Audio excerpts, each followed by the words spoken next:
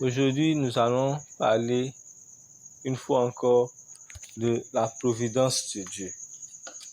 Donc, nous allons nous baser sur l'explication de certains versets qui sont dans le psaume 23.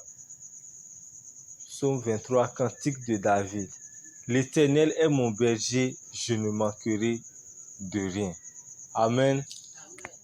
Le berger, c'est celui qui conduit ses troupeaux, qui conduit son troupeau. Et vous savez que lorsque vous prenez les moutons, par exemple, ou bien le cas des bergers qui ont un troupeau de moutons, ou bien un troupeau de bœufs, au fait, le berger ne sait pas où il va aller pour trouver à manger en réalité. Il ne sait pas le mouton, ou bien, en tout cas, l'animal ne sait pas à telle période où aller. Si l'animal est dans un lieu, ou bien le mouton, ou bien le bœuf est dans un lieu et il n'y a plus de nourriture dans la zone là, ce n'est pas évident que le bœuf là sache, ou bien le mouton sache qu'il peut aller à 10 km, 15 km pour pouvoir trouver des vrais pâturages. Ce n'est pas évident. C'est le berger qui doit le conduire là-bas. Amen. Donc, nous, l'Éternel est notre berger. C'est-à-dire que c'est l'Éternel qui nous conduit. Si nous sommes dans un lieu ou bien dans une saison où il n'y a plus de vrais pâturages, dans une saison, bien dans une période, bien dans un lieu où les choses ne marchent plus, le Seigneur peut nous conduire. Amen. Comme j'ai eu à le dire, lorsqu'on parle de la parole de Dieu, il s'agit d'une question de foi. Quand la parole de Dieu dit quelque chose, il faut saisir cela. La parole de Dieu dit que par les meurtrissures de Jésus, nous avons la guérison. Il faut prendre cela au sérieux et prier. Amen. Le verset 2 dit, « Il me fait reposer dans de verts pâturages. Il me dirige près des eaux paisibles. » Amen. Donc la Bible parle de verts pâturages. Lorsqu'on parle de verts pâturages pour les animaux, il faut comprendre que c'est une bonne nourriture. Amen. Une nourriture de qualité. Donc, tout ce que Dieu nous donne, ce sont des choses de qualité. Amen. Dieu nous donne des choses de qualité en son temps. C'est qu'on peut être dans une situation aujourd'hui et croire que la situation n'est pas bonne, alors que c'est un vrai pâturage. En ce sens que Dieu nous prépare pour quelque chose de bon demain. Dieu nous prépare pour quelque chose de grand demain. Amen. Et la Bible parle des eaux paisibles. Lorsqu'on prend le cas des eaux paisibles, ceux qui connaissent un peu comment fonctionne la forêt peuvent comprendre cela. Vous savez que lorsque les animaux féroces cherchent des fois des proies, ils vont s'arrêter, ils vont se cacher au niveau des cours d'eau. Parce que là, peut-être les antilopes ou bien des herbivores ou bien même des zèbres vont venir boire. C'est même pas peut-être. À un moment donné, ils viendront certainement boire là. Donc, ils viennent se cacher là. Et quand ces animaux-là viennent en groupe pour pouvoir boire de l'eau, ils bondissent sur ces animaux-là pour pouvoir les dévorer. Mais lorsque la Bible nous parle d'eau paisible, c'est-à-dire que c'est des eaux où nous allons boire et personne ne va nous embêter. C'est des eaux où nous allons boire et l'ennemi ne pourra pas nous toucher. Amen. Avec Dieu, nous sommes en sécurité. Nous sommes dans une parfaite sécurité. Amen. Il y a quelqu'un qui prêchait un jour, un pasteur qui prêchait un jour, et il nous faisait comprendre que la grâce que nous avons avec Dieu là, la grâce que nous avons en venant à l'église là, ça dépasse tout système de sécurité que les gens ont dans le monde. Amen. Amen. Le verset 3 dit, « Il restaure mon âme. Il me conduit dans les sentiers de la justice à cause de son nom. » Amen. Amen. Dieu est à mesure de restaurer notre âme. Amen. Amen. L'âme, au fait, c'est le siège des sentiments, le siège des émotions.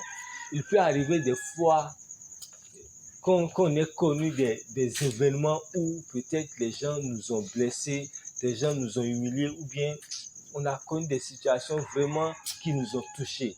Le Seigneur est à mesure de nous guérir. Amen. Au-delà de la guérison physique, le Seigneur est à mesure de guérir notre âme. Le Seigneur est à mesure de guérir notre mental. Le Seigneur est à mesure de faire en sorte que nous nous sentons bien. Amen. Il me conduit dans les sentiers de la justice à cause de son nom. J'ai eu à le dire ici, pour s'en sortir avec Dieu, il faut marcher dans la justice. Amen. Si tu es dans le faux, vraiment, c'est difficile de recevoir de Dieu, ou bien tu fais de faux accords avec les gens, c'est vraiment difficile de recevoir de Dieu. Il y a un pasteur qui prêchait un jour, il a dit que, en réalité, que Dieu n'a pas de pitié. Dieu agit selon certains principes. Et là où je trouve qu'il a raison, pour sauver l'humanité, Dieu a donné son Fils unique en sacrifice. Lorsque vous lisez la Bible, vous allez voir que Dieu ne blague pas avec ses principes. Si vous lisez l'Ancien Testament, même le Nouveau Testament, Dieu ne blague pas.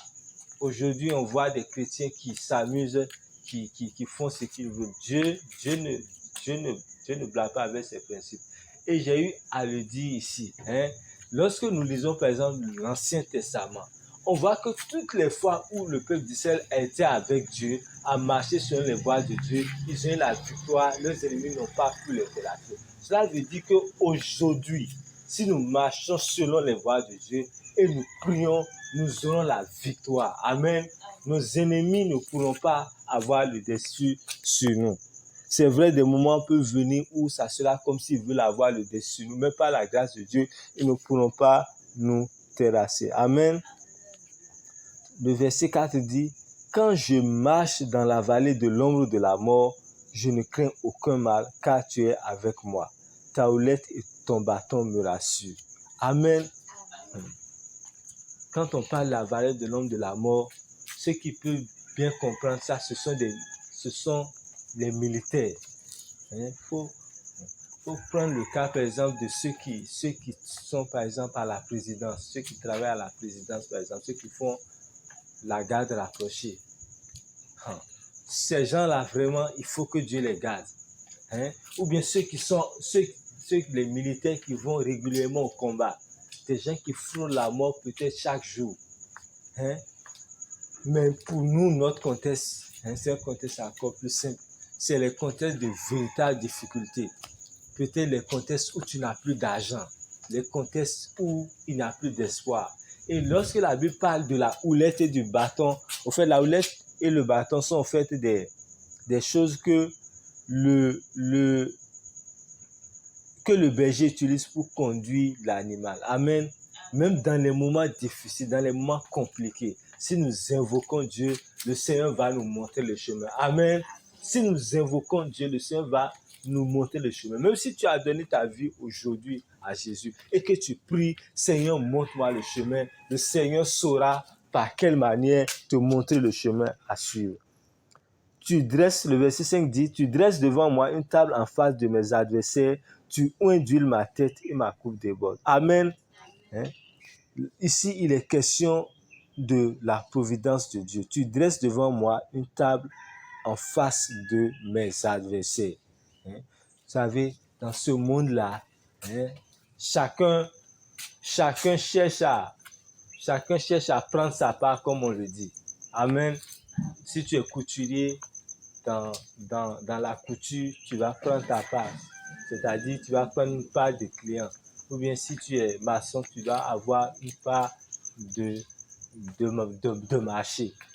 Et lorsque la Bible dit que tu dresses devant moi, bien le psalmiste dit, tu dresses devant moi une table en face de mes adversaires, c'est que la Bible parle de la providence de Dieu. Quand on parle de dresser une table, vous comprenez ce que ça veut dire.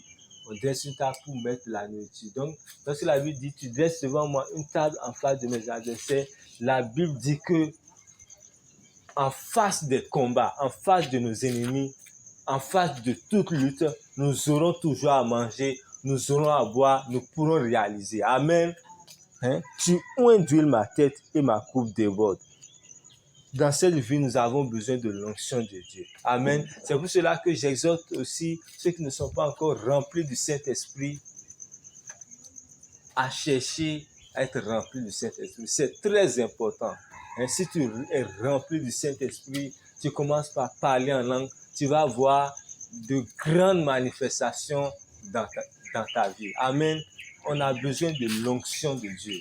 Amen. Oui, le bonheur et la grâce m'accompagneront tous les jours de ma vie et j'habiterai dans la maison de l'Éternel jusqu'à la fin de mes jours. Amen. Et ce psaume-là, c'est David qui a écrit ça. Mais il faut voir ce que David a enduré. Il faut voir les problèmes qu'il a connus. Mais il dit que oui, le bonheur et la grâce m'accompagneront tous les jours de ma vie. Amen.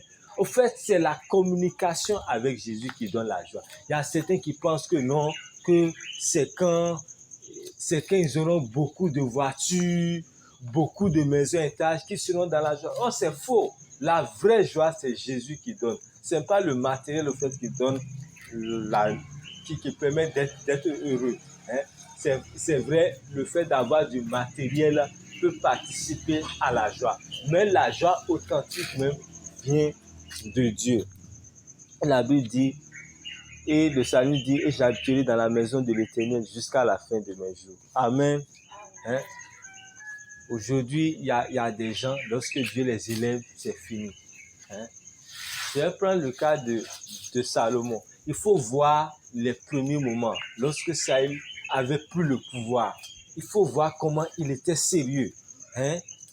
Dieu s'est révélé à lui pour lui demander qu'est-ce qu'il veut. Il a demandé la sagesse. En plus de la sagesse, Dieu lui a donné la richesse. Lorsque le temple a été construit, lorsqu'il a prié dans le temple, il a dit que lorsque Israël aura des problèmes, lorsque Israël va pécher, si les Israélites viennent prier en ce lieu, que Dieu les exauce, Dieu a exaucé sa paix. C'est que au premier moment de sa prise de pouvoir, il était sérieux. Mais après, il faut voir ce qu'il a fait. Il a fait en tout cas, il a fait des choses qui ne glorifient pas le nom de Dieu. Le Seigneur va nous aider dans son amour, dans sa grâce. Quelles que soient les situations, nous allons marcher selon ses voies. Amen.